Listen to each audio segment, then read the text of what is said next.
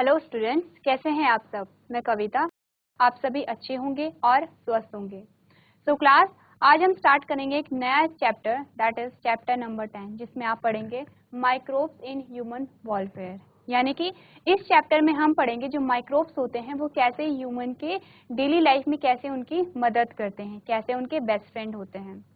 तो जब भी हम माइक्रोब्स का नाम लेते हैं तो हमारे माइंड में एक ही वर्ड आता है, वो होता है डिजीज का, यानी कि बीमारियों का। क्योंकि हम जानते हैं कि जो बीमारियां होती हैं, बहुत सारे जो माइक्रोब्स होते हैं वो बीमारियां कॉज करते हैं, और ज़्यादातर जो बीमारियां होती हैं, ज़्यादातर जो डिजीज होती हैं वो माइक्रोब्स के द्वारा ही होती हैं। प्लस जो डिजीज होती हैं और उनसे संक्रमित होती हैं, यानी कि जो फैलाने का जो कार्य करते हैं वो मेनली कौन करते हैं, माइक्रोब्स करते हैं। तो ये तो क्या है, ये तो माइक्रोब्स की एक नेगेटिव साइड है, यानी कि जो नकारात्मक जो प्रभाव हमें देखने को मिलते हैं वो है। पर इस चैप्टर में हम क्या देखेंगे, इस चैप्टर में हम देखेंगे कि जो माइक्रोब्स होते हैं वो किस प्रकार से हमारी हेल्प करते हैं, किस प्रकार से हमारे जो डेली लाइफ में जो अलग अलग जो डिफरेंट डिफरेंट जो प्रोडक्ट होते हैं, जो उत्पाद होते हैं, उनके फॉर्मेशन में कैसे इंपॉर्टेंट रोल प्ले करते हैं। क्योंकि हमने जब माइक्रोब्स के बारे में पढ़ा था तो हमने क्या जाना था, माइक्रोब्स क्या होते हैं, दोनों ही प्रकार के होते हैं।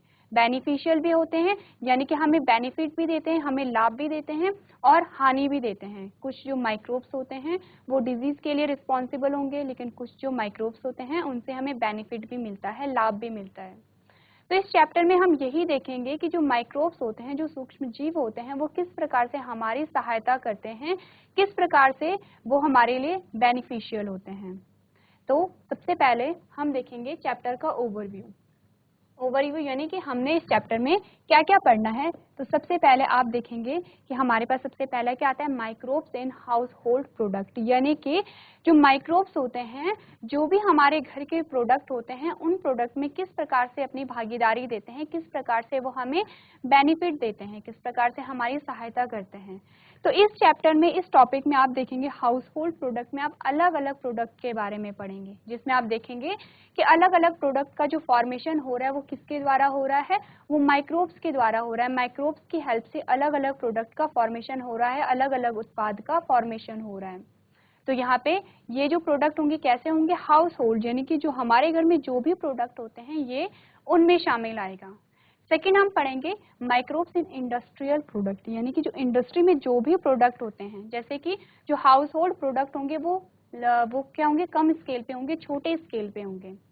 जो इंडस्ट्रियल प्रोडक्ट होंगे वो लार्ज स्केल पे होंगे। इंडस्ट्रियल प्रोडक्ट में आप अलग अलग चीज़ों के बारे में पढ़ेंगे, जिसमें आप अल्कोहल के बारे में जानेंगे, आप जानेंगे जो एंटीबायोटिक्स होती हैं, एंटीबायोटिक्स का जो फॉर्मेशन होता है वो कहाँ, इंडस्ट्रियल स्केल पे इसका लार्ज प्रोडक्शन होता है। हम देखेंगे कि जो एंटीबायोटिक्स होती हैं, एंटीबायोटिक्स हमारे लिए कितनी इंपॉर्टेंट होती है और उनका जो फॉर्मेशन होता है वो किसके द्वारा होता है, वो माइक्रोब्स के द्वारा होता है। आप देखेंगे माइक्रोब्स किस प्रकार से एंटीबायोटिक्स के फॉर्मेशन के लिए हेल्प प्रोवाइड करा रहे हैं। प्लस आप देखेंगे जो अल्कोहल का जो निर्माण हो रहा है एक बड़े स्केल पे, किस प्रकार से माइक्रोब्स उसमें अपनी भागीदारी निभाते हैं। नेक्स्ट आप देखेंगे माइक्रोब्स इन सीवेज ट्रीटमेंट, यानी कि सीवेज का जो ट्रीटमेंट हो रहा है उसमें भी माइक्रोब्स अपनी भागीदारी निभा रहे हैं। सीवेज की जो प्रॉब्लम है वो हमारी कंट्री में बहुत बड़ी प्रॉब्लम है, क्योंकि यहाँ पे क्या बहुत ज़्यादा पॉपुलेशन हो रही है। पॉपुलेशन हो रही तो जो सीवेज होगा वो भी क्या होगा, ज़्यादा होगा। तो सीवेज के निवारण के लिए माइक्रोब्स यहाँ पे यूज़ हो रहे हैं। तो आप आइडिया लगा सकते हैं कि माइक्रोब्स हमारे लिए कितने बेनिफिशियल हैं, कितने लाभदायक हैं। नेक्स्ट हम पढ़ेंगे microbes in production of biogas, यानी कि बायोगैस के फॉर्मेशन के लिए भी यहाँ पे क्या हो रहा है, माइक्रोब्स का यूज़ हो रहा है। इसके बाद हम पढ़ेंगे microbes as bio control agent. Bio control agent इसका मतलब होता है कि ये कुछ ऐसे बायोटिक एजेंट्स को कंट्रोल करेंगे जो हमारे लिए हार्मफुल हैं। तो जब आप इस टॉपिक के बारे में पढ़ेंगे तो आप जानेंगे कि कुछ ऐसे माइक्रोब्स होंगे या कुछ ऐसे लिविंग ऑर्गेनिज्म होंगे जो हमारे लिए हार्मफुल होते हैं, और उन्हें कंट्रोल करने में हम किसकी मदद लेते हैं, माइक्रोब्स की मदद लेते हैं या फिर सूक्ष्म जीव की मदद लेते हैं। और लास्ट हम पढ़ेंगे माइक्रोब्स एज बायो फर्टिलाइजर्स, यानी कि माइक्रोब्स को हम एज अ फर्टिलाइजर्स भी यहाँ पे यूज करेंगे। तो आपने क्या देखा यहाँ पे, आपने देखा जो एक पूरे चैप्टर का ओवरव्यू हमने यहाँ पे देखा कि इस चैप्टर में हम क्या क्या पढ़ेंगे। तो सबसे पहले हम जानेंगे माइक्रोब्स के बारे में कि माइक्रोब्स क्या होते हैं। माइक्रोब्स क्या होते हैं, माइक्रोब्स यानी सूक्ष्म जीव। सूक्ष्म जीव जो कि हर जगह पाए जाते हैं, हमारा जो पर्यावरण होता है हर जगह हमारे चारों तरफ क्या होते हैं, सूक्ष्म जीव पाए जाते हैं। और सूक्ष्मजीव इतने छोटे होते हैं कि हम उसे अपनी आंखों से नहीं देख सकते हैं। तो सूक्ष्मजीव को देखने के लिए हम क्या करते हैं, माइक्रोस्कोप का यूज करते हैं, क्योंकि जो सूक्ष्मजीव होते हैं वो बहुत छोटे होते हैं। लेकिन हमने क्या बात की, हमने कहा जो माइक्रोब्स होते हैं वो हर जगह प्रेजेंट होते हैं, यानी कि वो बहुत एक्सट्रीम कंडीशन में भी प्रेजेंट होंगे। जैसे कि बहुत ज़्यादा जहाँ पे टेम्परेचर होगा, बहुत हाई टेम्परेचर यानी बहुत ज़्यादा तापमान वाली जगह से लेके बहुत कम टेम्परेचर, बहुत कम तापमान वाली जगह पर भी वो प्रेजेंट होंगे, यानी बहुत हॉट क्लाइमेट में और बहुत ही कोल्ड क्लाइमेट में। जहाँ पे बर्फ होगी वहाँ पे भी पाए जाएंगे, जहाँ पे बहुत ज़्यादा गर्मी होगी, बहुत ज़्यादा तापमान होगा, वहाँ पे भी पाए जाएंगे। इसके साथ ही जहाँ पे एसिडिक इन्वायरमेंट होते हैं, यानी कि जहाँ पे जो एसिडिक इन्वायरमेंट होगा वहाँ पे भी क्या होते हैं, वहाँ पे भी माइक्रोब्स प्रेजेंट होते हैं, सूक्ष्मजीव वहाँ पे भी पाए जाते हैं। इन शॉर्ट हम क्या कह सकते हैं कि जो माइक्रोब्स होते हैं वो वहाँ भी पाए जाते हैं जहाँ पे जीवन संभव नहीं है, जहाँ पे जीवन की हम कल्पना नहीं कर सकते हैं, माइक्रोब्स वहाँ भी पाए जाते हैं। यानी कि माइक्रोब्स हर जगह पाए जाते हैं। और हमने क्या पढ़ा था, जो माइक्रोब्स होते हैं वो दो प्रकार के हमने देखे हैं। एक जो होते हैं जो हमें लाभ देते हैं, जो हमारे लिए बेनिफिशियल होते हैं। एक वो होते हैं जो क्या होते हैं, डिजीज को कॉज करते हैं, बीमारियों के लिए रिस्पॉन्सिबल होते हैं। तो इस चैप्टर में हमने किन माइक्रोब्स के बारे में पढ़ना है जो हमारे बेनिफिशियल होते हैं, किस प्रकार से वो हमें बेनिफिट प्रोवाइड करते हैं। तो आप देखेंगे जो माइक्रोब्स होते हैं, जो सूक्ष्म जीव होते हैं, उनकी अलग अलग कैटेगरी होती है। जैसे कि आप यहाँ पे देखेंगे कि बहुत सारे डिफरेंट प्रकार के आपको यहाँ पे क्या मिलेंगे, माइक्रोब्स देखने को मिलेंगे, जिसमें आपके पास क्या क्या आएगा, जिसमें आप देखेंगे कि जो माइक्रोब्स होते हैं, प्रोटोजोआ, बैक्टीरिया, फंजाई, वायरस, वेरॉइड्स, यानी कि अलग अलग कैटेगरी के आपको क्या दिखाई दे रहे हैं, अलग अलग कैटेगरी के आपको माइक्रोब्स दिखाई दे रहे हैं। अब आप देखेंगे कुछ जो प्रोडक्ट होते हैं, किसी प्रोडक्ट के फॉर्मेशन के लिए आपको बैक्टीरिया की आवश्यकता है, किसी प्रोडक्ट के फॉर्मेशन के लिए आपको फंजाई की आवश्यकता है। तो आप क्या देख रहे हैं, अलग अलग प्रकार के माइक्रोब्स का यूज देख रहे हैं कि कौन सा जो माइक्रोब्स है वो कहाँ पे यूज हो रहा है। तो इसमें हमारे पास सबसे पहला आता है, जो हमारे पास हेडिंग आती है, microbes in house hold product, यानी कि हमारे घर में जो प्रोडक्ट होते हैं उनके निर्माण में जो माइक्रोब्स होते हैं वो किस प्रकार से अपनी भूमिका को अदा करते हैं। तो अब हमारे पास जो सबसे पहला आता है वो होता है कर्ड, यानी कि दही। अब क्या होता है, दही का जो निर्माण होता है वो किससे होता है, वो होता है मिल्क यानी दूध से। दूध से दही का निर्माण होता है और वो किस प्रकार होता है, एक माइक्रोब्स के द्वारा होता है। एक माइक्रोब्स के द्वारा जो दूध होता है वो दही में परिवर्तित हो जाता है। तो यहाँ पे जो माइक्रोब्स यूज हो रहा है दही के निर्माण में, वो क्या, एक बैक्टीरिया का हम यहाँ पे एग्जाम्पल लेंगे। एक बैक्टीरिया है, बैक्टीरिया से क्या हो रहा है, दूध से दही का यहाँ पे फॉर्मेशन हो रहा है। तो बैक्टीरिया क्या करता है, जब बैक्टीरिया यहाँ पे मिल्क में प्रेजेंट होगा तो वो मिल्क का पार्शियली डाइजेशन कर लेता है, यानी कि यहाँ पे क्या होता है कि वो यहाँ पे आधा यहाँ पे डाइजेशन कर रहा है, पाचन कर दे रहा है, किसका, जो मिल्क प्रोटीन होती है, मिल्क प्रोटीन का यहाँ पे क्या हो रहा है, डाइजेशन हो रहा है। प्लस यहाँ पे वो एक एसिड दूध में मिला देता है जिसमें हम क्या कहते हैं, लैक्टिक एसिड कहते हैं। यानी जो बैक्टीरिया था उसने क्या किया, उसने जो मिल्क प्रोटीन था, मिल्क प्रोटीन का डाइजेशन कर दिया, उसके बाद क्या किया, उसमें एक एसिड मिला दिया जिसे हमने कहा लैक्टिक एसिड। अब क्या हुआ, दूध था, दूध धीरे धीरे करके जमने लगा, क्योंकि उसमें क्या था, जब उसका डाइजेशन हुआ, जब दूध का डाइजेशन हुआ तो दूध क्या हुआ, जमने लग गया। प्लस उसमें क्या हो रही थी, जो बैक्टीरिया है, बैक्टीरिया की संख्या बढ़ती जा रही थी। जैसे जैसे बैक्टीरिया की संख्या बढ़ती जा रही है वैसे वैसे क्या हो रहा है, दूध जमना शुरू हो रहा है। और एट लास्ट आपने क्या देखा, दूध से यहाँ पे दही का फॉर्मेशन हो गया है। तो यहाँ पे क्या हो रहा है, यहाँ पे जो माइक्रोब्स है, माइक्रोब्स कौन सा है, बैक्टीरिया है। बैक्टीरिया की हेल्प से क्या हो रहा है, जो दूध है, दूध दही में परिवर्तित हो रहा है। तो आप देखेंगे जिस बैक्टीरिया का यहाँ पे यूज हो रहा है उसे हम क्या कहते हैं, उसका नाम क्या है, लैक्टोबैसिलस। उस बैक्टीरिया का क्या नाम है, लैक्टोबैसिलस। बैक्टीरिया एक जर्नल, हम देखते हैं कि जर्नल कैटेगरी होती है बैक्टीरिया की, और जो स्पेसिफिक बैक्टीरिया दूध से दही के निर्माण में यूज हो रहा है उसका नाम होता है लैक्टोबैसिलस। तो आप पढ़ेंगे कि जो कर्ड का जो फॉर्मेशन हो रहा है, आप देखेंगे a bacterium found in a curd is lactobacillus, यानी कि कर्ड में कौन सा बैक्टीरिया पाया जा रहा है, लैक्टोबैसिलस यहाँ पे पाया जा रहा है। नेक्स्ट आप देखेंगे to convert milk into a curd it is required, कौन रिक्वायर्ड होता है, यानी कि मिल्क को कर्ड में कन्वर्ट करने के लिए हमें लैक्टोबैसिलस की आवश्यकता होती है। लैक्टोबैसिलस क्या है, लैक्टोबैसिलस एक माइक्रोब्स है, और कौन सा माइक्रोब्स है, वो है जीवाणु यानी कि बैक्टीरिया। तो नेक्स्ट हम देखेंगे lactic acid is produced from this bacterium that partially digest milk protein and coagulate it to form curd। तो क्या हो रहा है, जो लैक्टोबैसिलस है, जो लैक्टोबैसिलस जो बैक्टीरिया है वो क्या कर रहा है, लैक्टिक एसिड का प्रोडक्शन कर रहा है, लैक्टिक एसिड प्रोड्यूस कर रहा है। उसने लैक्टिक एसिड प्रोड्यूस किया और मिल्क का जो मिल्क प्रोटीन थी उसका पार्शियल डाइजेशन कर दिया, यानी आधा जो डाइजेशन है मिल्क का वो हो जा रहा है। साथ ही साथ क्या हो रही है, जो बैक्टीरिया हो रहे हैं, बैक्टीरिया अपनी संख्या को बढ़ाता जा रहा है, क्योंकि हमने क्या कहा था, माइक्रोब्स होते हैं, माइक्रोब्स बहुत जल्दी जल्दी रिप्रोड्यूस करके अपने जो नंबर होते हैं उसे इंक्रीज कर देते हैं। जब इंक्रीज कर दिया तो उसने क्या कर दिया, यहाँ पे जो दूध था, दूध ने जमना शुरू कर दिया और दूध से क्या हो गया, दही का फॉर्मेशन हो गया। नेक्स्ट आपने क्या देखा, for the process of formation of curd a small inoculum of curd is required in milk, the curd is rich in vitamin B12।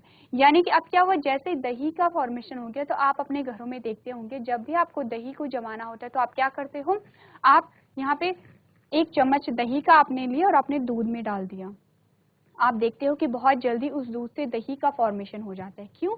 क्योंकि वहाँ पे क्या है, जो बैक्टीरिया ऑलरेडी यहाँ पे बैक्टीरिया प्रेजेंट थे, बैक्टीरिया ने यहाँ पे ऑलरेडी क्या लैक्टिक एसिड भी प्रोड्यूस किया था और बैक्टीरिया ने क्या किया, फिर से जब वो दूध में गया उसने लैक्टिक एसिड प्रोड्यूस किया, जो मिल्क प्रोटीन था, मिल्क प्रोटीन को डाइजेस्ट किया और धीरे धीरे फिर क्या किया, दही को जमाने में हेल्प की।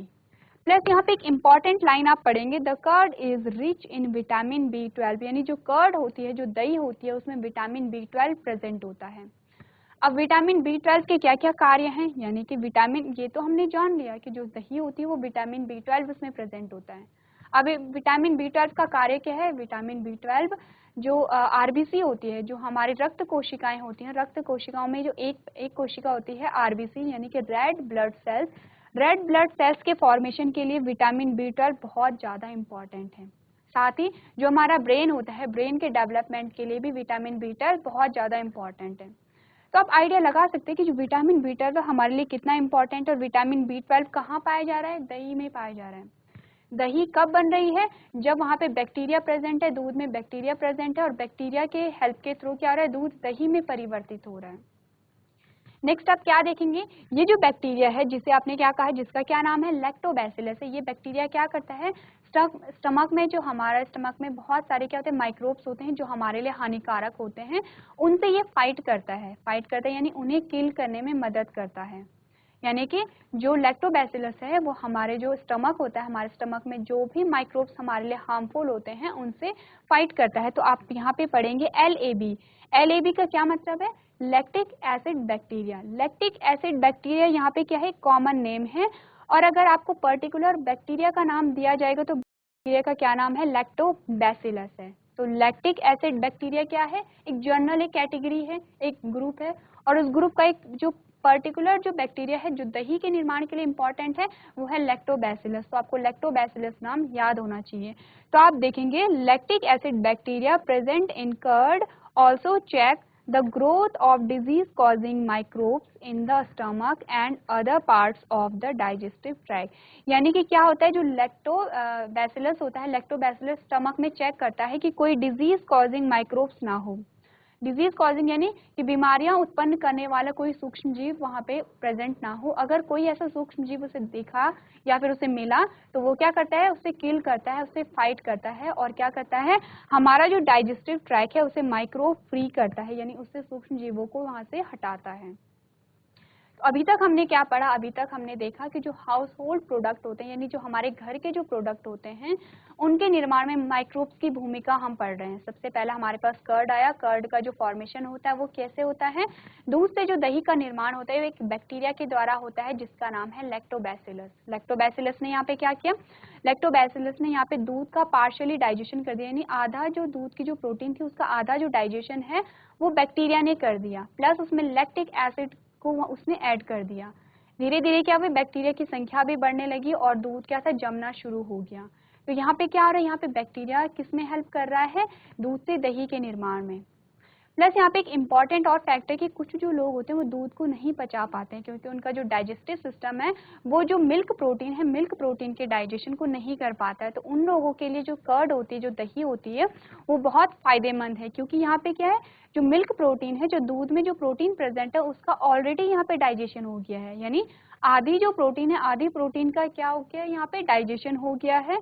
तो जिन भी लोगों को दूध नहीं पचता है, वो दूध को डाइजेस्ट नहीं कर पाते हैं, वो क्या कर सकते हैं, वो दूध के स्थान पे दही कंज्यूम कर सकते हैं। तो ये आपने देखा कि दही का यहाँ पे कैसे निर्माण हो रहा है। इसमें आपको सबसे इंपॉर्टेंट चीजें क्या याद रखनी है कि जो दही से, दूध से जो दही का निर्माण हो रहा है वो किस माइक्रोब्स के द्वारा हो रहा है, वो एक बैक्टीरिया के द्वारा हो रहा है। बैक्टीरिया का क्या नाम है, लैक्टोबैसिलस उसका नाम है। प्लस आपको क्या याद रखना है कि कर्ड में क्या प्रेजेंट होता है, विटामिन B12 यहाँ पे प्रेजेंट होता है। और विटामिन B12 क्या क्या फंक्शन है, आरबीसी के फॉर्मेशन के लिए और हमारे ब्रेन के डेवलपमेंट के लिए। साथ ही आपको एक और पॉइंट याद रखना है कि जो लैक्टोबैसिलस होता है वो हमारे स्टमक में और हमारे डाइजेस्टिव ट्रैक्ट में जो भी डिजीज कॉजिंग माइक्रोब्स होते हैं, यानी कि रोगजनक जो सूक्ष्म जीव होते हैं, उन्हें क्या करता है, किल करता है, उनसे फाइट करता है। तो जितने भी इंपॉर्टेंट पॉइंट्स मैंने आपको बताए हैं, आप अपनी कॉपी में उन्हें नोट डाउन कर सकते हैं। चलिए, ये तो हमने पढ़ा कर्ड के बारे में। अब हम कुछ और प्रोडक्ट देखेंगे जो हमारे घरों में प्रेजेंट होते हैं और जिनके निर्माण में जो सूक्ष्म जीव होते हैं, जो माइक्रोब्स होते हैं, वो इम्पॉर्टेंट रोल प्ले करते हैं। तो हम बात करेंगे ब्रेड के बारे में। तो ब्रेड के बारे में बात करने से पहले हम देख लेते हैं कि कुछ चीजें होती है, जैसे आपने ब्रेड देखा, जैसे आपने चीज देखा, उसमें आपको कुछ छेद देखने को मिलते हैं। जैसे हम ब्रेड का ही एग्जाम्पल ले लेते हैं, तो ब्रेड में आपको क्या छोटे छोटे छेद देखने को मिलते हैं। वो जो छेद होते हैं वो क्यों होते हैं, वो फर्मेंटेशन के प्रोसेस के द्वारा होते हैं। वो किसके द्वारा होते हैं, वो होते हैं फर्मेंटेशन की प्रोसेस के द्वारा। अब फर्मेंटेशन क्या होता है, फर्मेंटेशन को अगर आप साधारण भाषा में जानेंगे तो आप देखेंगे जो स्टार्च होता है, यानी या फिर जो कार्बोहाइड्रेट होता है, कार्बोहाइड्रेट का जब डाइजेशन होता है, कार्बोहाइड्रेट का जब ब्रेक डाउन होता है और उससे क्या बनता है, अल्कोहल बनता है, प्लस CO2 का फॉर्मेशन होता है। तो अल्कोहल और CO2 का जब फॉर्मेशन होता है, तो ये जो CO2 बनती है, तो CO2 उस फूड से क्या बाहर निकलने लगती है, और जब वो बाहर निकलती है तो वहाँ पे वो अपना क्या बना लेती है, स्थान बना लेती है, जिससे कि वो वहाँ पे आपको छेद दिखाई देते हैं। तो फर्मेंटेशन की डेफिनेशन अगर आप देखेंगे तो आप क्या देखेंगे, fermentation is the process of the formation of alcohol from a sugar. यानी फर्मेंटेशन की प्रोसेस में क्या हो रहा है, आप देखेंगे यहाँ पे शुगर से अल्कोहल का फॉर्मेशन हो रहा है। प्लस कैसे हो रहा है, यहाँ पे ऑक्सीजन की एब्सेंस में हो रहा है, ऑक्सीजन यहाँ पे प्रेजेंट नहीं है। तो इस प्रकार के रेस्पिरेशन को हम क्या कहेंगे, एनारोबिक रेस्पिरेशन। तो आप आगे देखेंगे, for this process no oxygen is required, so it is an anaerobic process. तो यहाँ पे क्या हो रहा है, फर्मेंटेशन की प्रोसेस में क्या हो रहा है, जो आपने स्टार्च देखा या फिर जो शुगर देखा, शुगर से क्या हो रहा है, अल्कोहल का फॉर्मेशन हो रहा है, प्लस CO2 का फॉर्मेशन हो रहा है। तो CO2 का जब फॉर्मेशन हो रहा है और अल्कोहल का फॉर्मेशन हो रहा है, तो कैसे हो रहा है, एनारोबिक यहाँ पे रेस्पिरेशन हो रहा है, यानी ऑक्सीजन यहाँ पे प्रेजेंट नहीं है। जब ऑक्सीजन प्रेजेंट नहीं होती है तब क्या होता है, तब अल्कोहल का फॉर्मेशन होता है और CO2 का फॉर्मेशन होता है। तो ये जो प्रोसेस होती है, इसी प्रोसेस के द्वारा क्या होता है, जो कुछ फूड होते हैं, जैसे कि आपने ब्रेड देखा, ब्रेड में आपको छेद देखने को मिलते हैं, क्योंकि वहाँ पे क्या हो रहा है, अल्कोहल का निर्माण हो रहा है, CO2 का निर्माण हो रहा है। CO2 क्या हो रही है, CO2 जब बाहर निकलती है, तो जब वो बाहर निकलती है तो वहाँ पे स्पेस बना लेती है। स्पेस यानी जो आप छेद जो आपको देखने को मिल रहा है, जो पोर्स आपको देखने को मिल रहे हैं, वो क्या इंडिकेट कर रहे हैं कि यहाँ से CO2 निकली है। CO2 का निकलना क्या इंडिकेट कर रहा है कि यहाँ पे CO2 का फॉर्मेशन भी हुआ है और अल्कोहल का भी फॉर्मेशन हुआ है। तो ये जो प्रोसेस है फर्मेंटेशन की, ये किसने डिस्कवर्ड की थी, तो आप देखेंगे Lewis pasture discovered the process of fermentation. ये इंपॉर्टेंट है, आपको पता होना चाहिए कि फर्मेंटेशन प्रोसेस क्या हो रही है, इस प्रोसेस में क्या हो रहा है, और किसने इसे डिस्कवर्ड किया, तो किसने किया है, लुईस पास्चर का नाम आप याद रखेंगे। अब हम देखेंगे कि ब्रेड का जो फॉर्मेशन हो रहा है वो किस प्रकार से हो रहा है। तो ब्रेड में क्या है, जो ब्रेड का डो है या फिर जो आटा होता है, उसमें क्या हुआ कि कुछ माइक्रोब्स वहाँ पे हमने ऐड कर दिए। तो इससे पहले हम एक बात याद रखेंगे, जो फर्मेंटेशन की जो प्रोसेस होती है वो कैसे होती है, माइक्रोब्स की प्रेजेंस में हो रही है, यानी एनारोबिक रेस्पिरेशन यहाँ पे हो रहा है, तो एक माइक्रोब्स, एक सूक्ष्म जीव की उपस्थिति में हो रहा है। तो हमने क्या किया कि जब ब्रेड का फॉर्मेशन था, ब्रेड का जो डो था या फिर जो आटा था, उसमें क्या कुछ माइक्रोब्स हमने ऐड कर दिए। जब माइक्रोब्स हमने ऐड किए तो क्या हुआ, वहाँ पे फर्मेंटेशन की जब प्रोसेस हुई, फर्मेंटेशन मतलब यहाँ पे क्या हो रहा है, जो स्टार्च है, स्टार्च से क्या हो रहा है, अल्कोहल का फॉर्मेशन हो रहा है, CO2 का फॉर्मेशन हो रहा है। तो एनारोबिक रेस्पिरेशन यहाँ पे हुआ। तो अल्कोहल बना, CO2 बना। जब CO2 बना तो CO2 ने जो डो था, जो आटा था, उसे फुला दिया। यानी कि आपके पास इतना सा आटा था और जब आपने उसमें एक सूक्ष्म जीव उसमें ऐड किया, उसने फर्मेंटेशन की प्रोसेस की तो उसने उसे फुला दिया। कैसे फुलाया? क्योंकि CO2 का यहाँ पे फॉर्मेशन हो रहा है। CO2 यानी कार्बन डाइऑक्साइड जब बन रही है तो उसने क्या कर दिया, उस डो को फुला दिया और वहां से क्या कि बाहर निकल गई। जब वो बाहर निकली तो आपको छोटे छोटे पोर्स वहां पे देखने को मिले। तो ये कौन सी प्रोसेस हो रही है? ये प्रोसेस हो रही है फर्मेंटेशन की प्रोसेस। तो आप पढ़ेंगे, जब आप ब्रेड के बारे में पढ़ेंगे तो आप देखेंगे the bread is also formed by fermentation, यानी ब्रेड का जो फॉर्मेशन हो रहा है वो फर्मेंटेशन की प्रोसेस के द्वारा हो रहा है। प्लस इसमें क्या हो रहा है, the fermentation of the dough is done by a yeast. यानी कि अब यहाँ पे कौन सा माइक्रोब हम यूज कर रहे हैं? ईस्ट का हम यूज कर रहे हैं, नोन एज सैकेरोमाइसिस सर्विसियाई। अब जो सैकेरोमाइसिस सर्विसियाई है ये क्या है? ये ईस्ट का नाम है। यानी ईस्ट तो क्या है? एक कैटेगरी है, एक ग्रुप है और उसका पर्टिकुलर नाम क्या है? Saccharomyces cerevisiae. By this same process of fermentation many drinks are required. यानी बहुत सारी जो ड्रिंक्स होती हैं वो इसी प्रोसेस के द्वारा बनाई जाती हैं। अब आप क्या करेंगे, आपने देखना है, इमेज आपने देखी, हमने देखा कि कुछ ग्लूकोज था हमारे पास। ये क्या है? ग्लूकोज का फॉर्मूला आपको दिखाई गया है। यहाँ पे आपको वर्ड दिखाए गए हैं, यहाँ पे आपको फॉर्मूले के थ्रू यहाँ पे दिखाया गया है। यहाँ पे क्या हुआ? ईस्ट का यूज हुआ। अब ईस्ट क्या है? ईस्ट एक माइक्रोब से, किस कैटेगरी का माइक्रोब से? फंजाई यानी फफूंद का है।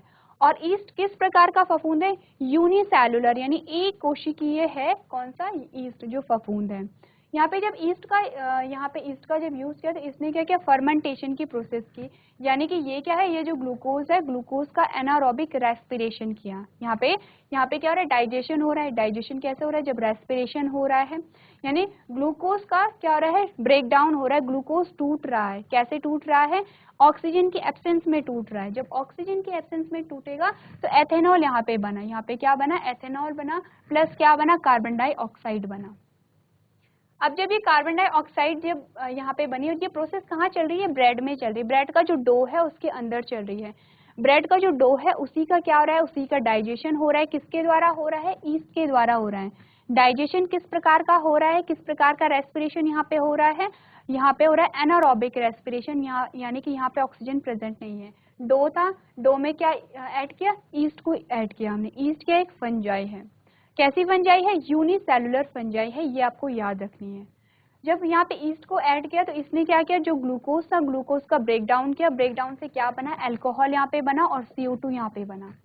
अब जब CO2 यहाँ पे बना, गैस यहाँ पे बनी, तो गैस ने क्या कर दिया? उस डो को फुला दिया, क्योंकि गैस को क्या है? जगह चाहिए वहां पे। तो गैस ने अपनी जगह बनाई तो डो को क्या कर दिया? फुला दिया पूरा। जब डो को फुलाया तो वो डो से बाहर निकल गई और आपको कुछ छेद आपको देखने को मिले। वो क्या थी? वो उसकी एग्जिट जब हुई तो वो वहां पे छेद का फॉर्मेशन हो गया। अब यहाँ पे क्या हुआ? ऑक्सीजन CO2 जो थी, CO2 तो यहाँ से बाहर निकल गई और CO2 के द्वारा ही आप देखते हो कि जो डो था वो पूरा फूल गया। अब यहाँ पे क्या बचा है? अल्कोहल बचा है। तो आप सोचते होंगे कि जब भी आप ब्रेड कंज्यूम करते हैं तो आप अल्कोहल भी कंज्यूम करते हैं। तो ऐसा नहीं होता है, क्योंकि जो अल्कोहल होता है वो कैसा होता है? वॉलेटाइल होता है। जो अल्कोहल होता है वो भी क्या होता है? वो निकल जाता है, उसका वाष्पीकरण वहां से हो जाता है। तो यहाँ पे आपने क्या देखा? यहाँ पे जो ब्रेड के फॉर्मेशन के लिए कौन सा माइक्रोब यूज हो रहा है? ईस्ट यूज हो रहा है। और उस ईस्ट का क्या नाम है? सैकेरोमाइसिस सर्विसियाई। तो इसमें इस वाले में आपको क्या याद रखना है? इसमें आपको ये याद रखना है कि फर्मेंटेशन जो प्रोसेस होती है उसमें क्या होता है। फर्मेंटेशन के प्रोसेस को किसने डिस्कवर किया था? लुईस पास्चर ने डिस्कवर किया था। और जो ब्रेड का जो फॉर्मेशन होता है वो किसके द्वारा होता है? फर्मेंटेशन के द्वारा ही होता है। उसमें हम जिस माइक्रोब्स का यूज कर रहे हैं वो है ईस्ट, जो कि एक फंगस है, एक फफूंद है। कैसी फंगस है? यूनिसेलुलर फंगस है। इस फंगस का आपको नाम याद रखना है, यह है सैकेरोमाइसिस सर्विसियाई। जैसे कि आपने क्या कहा, जैसे कि आपने जब दही के बारे में पढ़ा था तो आपने बैक्टीरिया का नाम याद रखा था, लैक्टोबैसिलस। कॉमन नेम क्या था? Lactic acid bacteria. और उस पर्टिकुलर बैक्टीरिया का क्या नाम था जो दही का फॉर्मेशन कर रहा है? लैक्टोबैसिलस। वैसे ही जो ब्रेड के फॉर्मेशन के लिए कौन सा माइक्रोब यूज हो रहा है? ईस्ट यूज हो रहा है। ईस्ट क्या है? कॉमन है, कॉमन फफूंद है। अगर एक पर्टिकुलर फफूंद का नाम हम याद रखेंगे तो हम याद रखेंगे सैकेरोमाइसिस सर्विसियाई। ये आपको याद रखना है, क्योंकि आपकी बुक में जो माइक्रोब्स हैं उनके नाम दिए गए हैं। तो जो जो माइक्रोब्स आपके पास आ रहे हैं आपको उनके नाम भी याद रखने हैं, पर्टिकुलर नाम भी याद रखना है, जर्नल किस ग्रुप से बिलोंग कर रहा है। जैसे कि अभी तक आपने 2 माइक्रोब्स के बारे में पढ़ लिया है, आपने बैक्टीरिया के बारे में पढ़ लिया है, आपने फंजाई के बारे में पढ़ लिया है। तो आपको क्या याद रखना है, इनके पर्टिकुलर नाम भी याद रखने हैं। तो जो भी पॉइंट इनमें इंपॉर्टेंट है आप उसे अपनी कॉपी में नोट डाउन कर सकते हैं।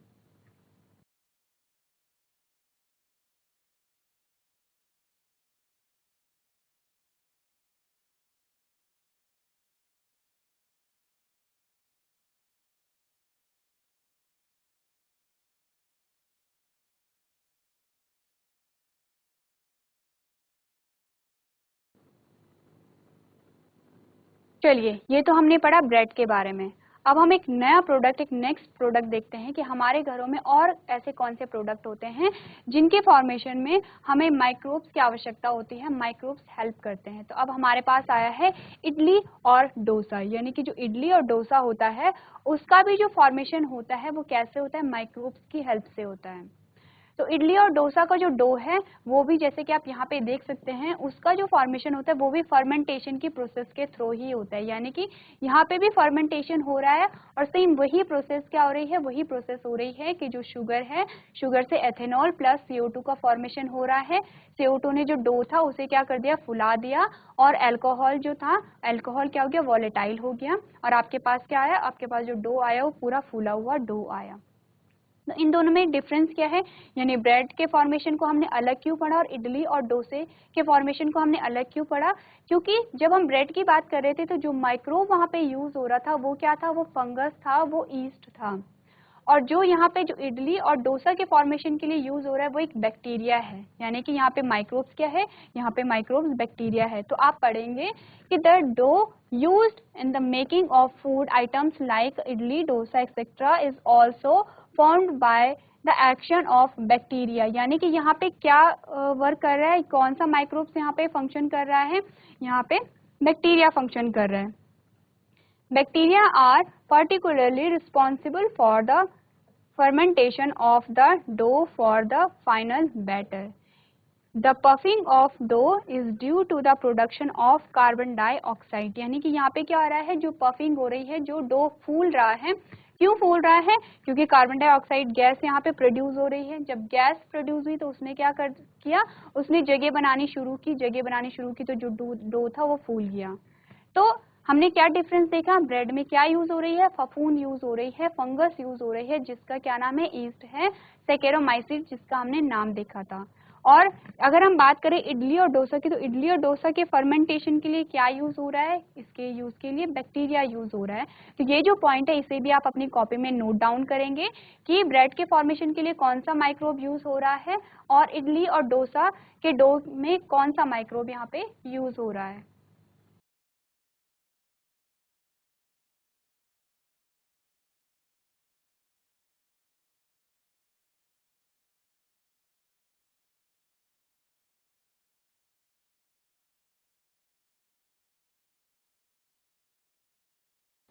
चलिए, नेक्स्ट जो प्रोडक्ट हमारे पास आता है वो आता है चीज। अब हम देखेंगे जो चीज का जो फॉर्मेशन हो रहा है उसमें कौन कौन से जो माइक्रोब्स होते हैं वो इम्पॉर्टेंट रोल प्ले करते हैं। तो आपके पास यहाँ पे 2 इमेजेस आई हैं, 2 प्रकार के आपके पास क्या है, चीज आए हैं। तो इन दोनों में से आप देखेंगे कि इसके फॉर्मेशन के लिए अलग माइक्रोब यहाँ पे यूज हो रहा है, यानी यहाँ पे क्या यूज हो रहा है, बैक्टीरिया का यूज हो रहा है। और यहाँ पे आप देखेंगे कि इसके फॉर्मेशन के लिए क्या हो रहा है, फंगस यानी फफूंद का यूज हो रहा है। यानी अलग अलग प्रकार के, अलग अलग वैरायटी के जो चीज होते हैं उसके लिए अलग अलग प्रकार के माइक्रोब्स का यहाँ पे यूज हो रहा है। तो सबसे पहले चीज के बारे में आप पढ़ेंगे। चीज is produced by a fermenting bacteria called Propionibacterium shermani, यानी कि जो चीज का जो फॉर्मेशन हो रहा है, जिस इसके बारे में आप पढ़ रहे हैं, इसका जो फॉर्मेशन हो रहा है वो फर्मेंटेशन की प्रोसेस के द्वारा हो रहा है। अब फर्मेंटेशन की प्रोसेस सेम ही है, हमने क्या किया, यहाँ पे अल्कोहल और CO2 का फॉर्मेशन हो रहा है। आपको यहाँ पे ये होल दिख रहे होंगे, ये जो होल, जो छेद आपको दिख रहे हैं, ये क्या इंडिकेट कर रहा है, यहाँ पे CO2 की प्रेजेंस को इंडिकेट कर रहा है। CO2 का यहाँ पे फॉर्मेशन हुआ है, ये यहाँ पे बता रहा है। तो यहाँ पे आपने क्या देखा, जो फर्मेंटेशन की जो प्रोसेस हो रही है वो किसके द्वारा हो रही है, एक बैक्टीरिया के द्वारा हो रही है, और बैक्टीरिया का नाम क्या है, Propionibacterium shermanii. For the preparation of a Swiss cheese this bacterium is required. अब किस बात, कौन सी चीज की बात हो रही है? स्विस चीज, यानी ये क्या है? ये क्या है? स्विस चीज है। स्विस चीज के फॉर्मेशन के लिए किस प्रकार के माइक्रोब्स की हमें आवश्यकता है? हमें बैक्टीरिया की आवश्यकता है, और उस बैक्टीरिया का क्या नाम है? Propionibacterium shermanii. तो आपको क्या करना है? आपको जो माइक्रोब्स है, पर्टिकुलर माइक्रोब्स का आपको नाम याद रखना है। नेक्स्ट आप पढ़ेंगे the Roquefort cheese is ripen by a growing a selected fungus on them which provides them a specific flavour. यानी कि आप किसके बारे में बात कर रहे हैं? अब आप इस रॉकफोर्ट चीज के बारे में बात कर रहे हैं। तो रॉकफोर्ट चीज में आप देखेंगे कि यहाँ पे कुछ ब्लैक ब्लैक सा आपको देखने को मिल रहा है। आपको देख सकते हैं कि यहाँ पे क्या है? फफूंद सी आपको देखने को मिल रही है। जब किसी चीज पे फफूंद लगती है तो कुछ ऐसा ही स्ट्रक्चर होता है। तो यहाँ पे क्या है? यहाँ पे एक्चुअली फफूंद लगी हुई है, और इस फफूंद से क्या है? इसे अलग सा फ्लेवर मिल रहा है। जैसे कि आपने अभी पढ़ा कि जो यहाँ पे आपने देखा कि जो Roquefort cheese is ripen by a growing a selected fungus, यानी किसके द्वारा ये बन रहा है? ये एक फंगस के द्वारा इसका फॉर्मेशन हो रहा है on them which provide them a specific flavour. यानी कि ये जो फंगस है इसे क्या एक स्पेसिफिक फ्लेवर प्रोवाइड कर रही है। किसे प्रोवाइड कर रही है? ये जो रॉकफोर्ट चीज के बारे में हम बात कर रहे हैं। यानी कि ये क्या है? ये रॉकफोर्ट चीज है, और रॉकफोर्ट चीज में क्या है? फंगस प्रेजेंट है। तो जो फंगस को क्या कर रही है? एक स्पेसिफिक फ्लेवर यहाँ पे इसे प्रोवाइड कर रही है। Different sorts of cheese are known based on their texture, taste and flavour. यानी अलग अलग प्रकार के जो चीज होते हैं वो अलग अलग प्रकार के कैसे होते हैं? उनके टेक्सचर के बेसिस पे, टेस्ट के बेसिस पे और फ्लेवर के बेसिस पे। These are the characteristics that are based on the different types of microbes used। यानी कि यहाँ पे क्या हो रहा है? अलग अलग माइक्रोब्स यहाँ पे यूज हो रहे हैं। तो जो रॉकफोर्ट चीज में जो यहाँ पे फफूंद यूज होती है उसे हम क्या कहते हैं? पेनिसिलियम रॉकफोर्टी कहते हैं। तो यहाँ पे आपको ये नाम किसका याद रखना है? आपको बैक्टीरिया का यहाँ पे नाम याद रखना है, प्रोपियोनी बैक्टीरियम शर्मानी। तो यहाँ पे क्या है? जो स्विस चीज था यहाँ पे बैक्टीरिया का यूज हो रहा था इसके फर्मेंटेशन के लिए, और जो रॉकफोर्ट चीज था उसके फर्मेंटेशन के लिए किसका यूज हो रहा था? उसके फर्मेंटेशन के लिए फंजाई यानी फफूंद का यूज हो रहा था। तो ये जो पॉइंट है इसे आप अपनी कॉपी में नोट डाउन कर सकते हैं।